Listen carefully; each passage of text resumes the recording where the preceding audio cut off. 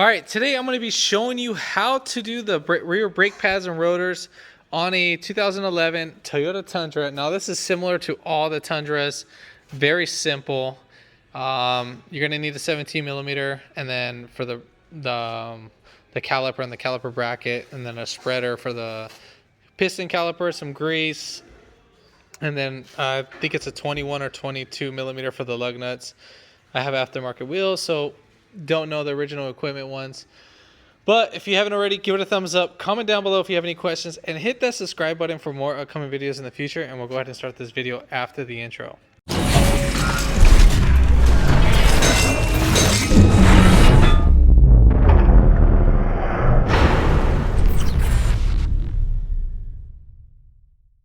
All right, first things first. Jacking up point, we're going to jack it up from the differential right there, as you can see. Then you can put a jack stand under the differential tube, and then then we'll go ahead and take off the wheel.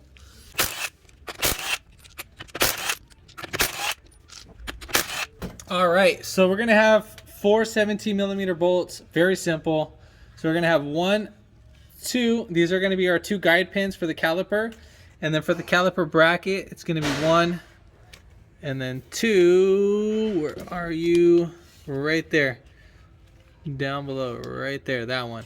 So we're going to take off all those 4 17 millimeter bolts. We're going to start off with the caliper and then go to the caliper bracket.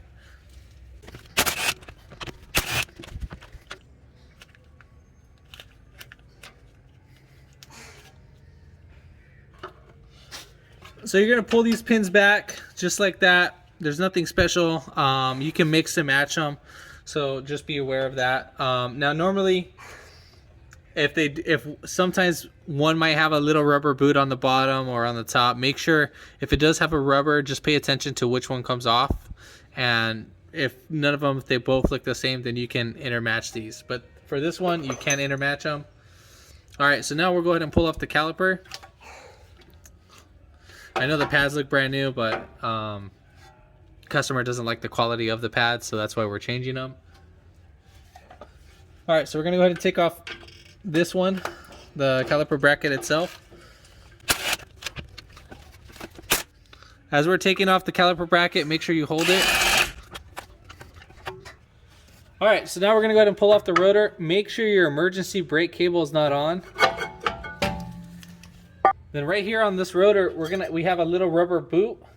We're just gonna go ahead and push this right out. So this is one, we need this guy. We need to save this. Inspect your brake shoes, your parking shoes. Now they are perfectly fine. They look good. Make sure they're smooth. All right, so let's go ahead and put back on our rotor. We put back on our little rubber boot right here. This one, I didn't show it, but you just push it right in.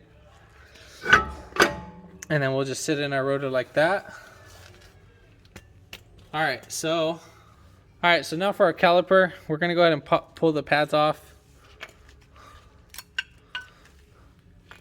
And now our hardware.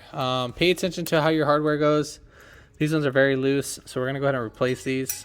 Oh, as you can see, they're falling apart. So you see right here, you see how these little nipples stick out? We need to make sure once we take them off, these nipples need to face towards the outside and not the inside. So we're gonna go ahead and pull off one at a time and switch it out with one that's the same. So you can see right there, bam, voila. So that's what we want.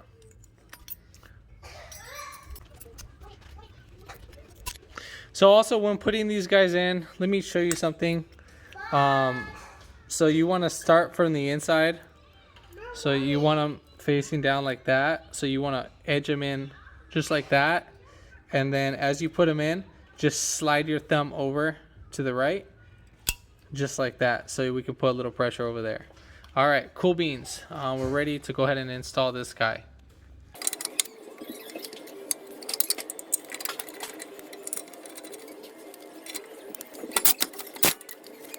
All right, so here's our new brake pads.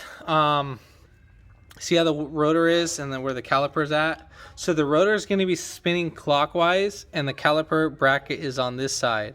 So what we need to do is we need to make sure our little spring is on the bottom. So we're gonna go ahead and put that right there. And this will put a little tension on it, and this can be like a little wear indicator too as well. In that time being, so I think that's what they'll have it as. All right, so now we need to go ahead and lubricate our brake pads. So we're gonna lubricate our contact points. So our contact points will be up on top, right here in this little back corner.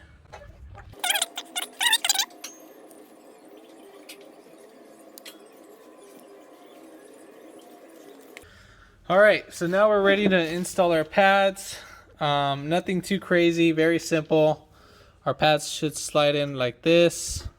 We'll put in, make sure that they're all centered in, and then again, voila, it should slide in pretty easy.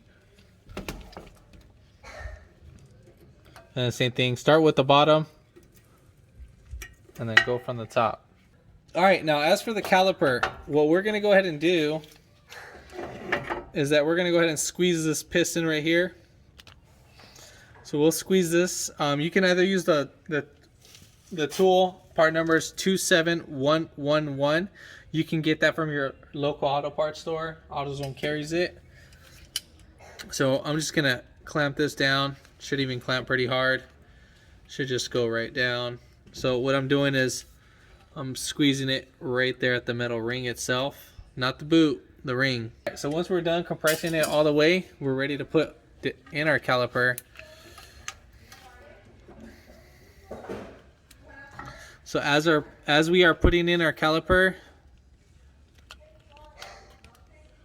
so right there you see these little boots. We need to make sure that these guys are fully in. So you can see how that one's like all bending. So we need to make sure that we press them down, and just like that. Now our little guide pins, we need to go ahead and lubricate these.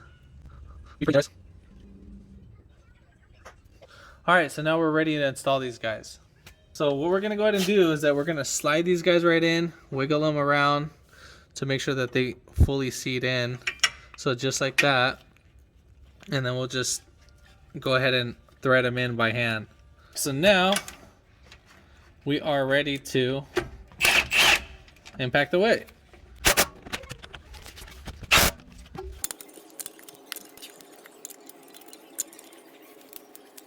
We're gonna go ahead and tighten down the lug nuts. So what we need to do is we want to snug in the bottom lug nut so we can center the wheel, and then we're gonna go on the opposite side.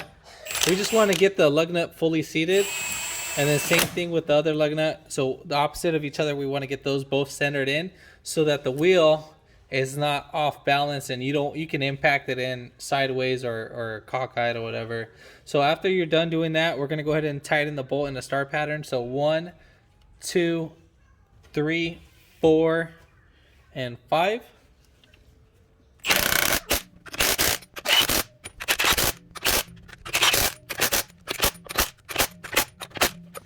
All right, so just like how you kind of saw right there, how it kind of went a little bit lopsided, I did it fully seated in, like how I thought I did, but I did center it out eventually. If this video helped you out, give it a thumbs up, comment down below if you have any questions, and hit that subscribe button for more upcoming videos in the future, and thanks for watching. So you're gonna get in the truck, and then what you're gonna do, you're gonna put the key in the on position, and then start it, and then we're gonna go ahead and pump up the brakes. So keep pumping until it gets nice and firm. Usually the third pump should be all golden. But yeah, we're all said and done. If this video helped you out, give it a thumbs up. Comment down below if you have any questions, and hit that subscribe button for more upcoming videos in the future, and thanks for watching.